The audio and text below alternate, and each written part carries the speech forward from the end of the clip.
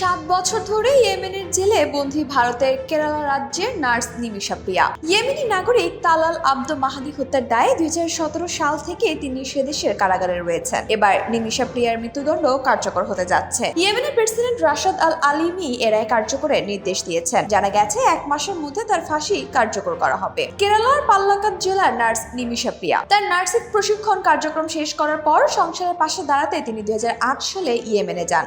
তিনি প্রথমে ইয়েমেনের বেশ কয়েকটি হাসপাতালে কাজ করেন, তারপর নিজের ক্লিনিক খোলার সিদ্ধান্ত নেন। 2014 সালে প্রিয়া তালাল আব্দ মাহাদির সংস্পর্শে আসেন। মাহাদি তাকে তার ক্লিনিক শুরু করতে সাহায্য করার প্রতিশ্রুতি দিয়েছিলেন। ইয়েমেনের আইন অনুসারে ক্লিনিক খুলতে অংশীদারিত্বের প্রয়োজন ছিল। যে কোনো ব্যবসা শুরু করার জন্য স্থানীয়দের সাথে অংশীদারিত্ব বাধ্যতামূলক। তবে তাদের মধ্যে মতপার্থক্যের কারণে শীঘ্রই অংশীদারিত্ব নিয়ে সমস্যা শুরু হয়। প্রিয়া 2015 সালে মাহাদিকে ছাড়াই তার ক্লিনিক শুরু করেছিলেন। এতে ক্ষুব্ধ হন মাহাদি। তিনি নিমিশা প্রিয়াকে হুমকি দিতে শুরু করেন, এমনকি তিনি যাতে ইয়েমেন ছেড়ে না চলে যেতে পারেন তা নিশ্চিত করার জন্য তার পাসপোর্টও কেড়ে নেন মাহাদি।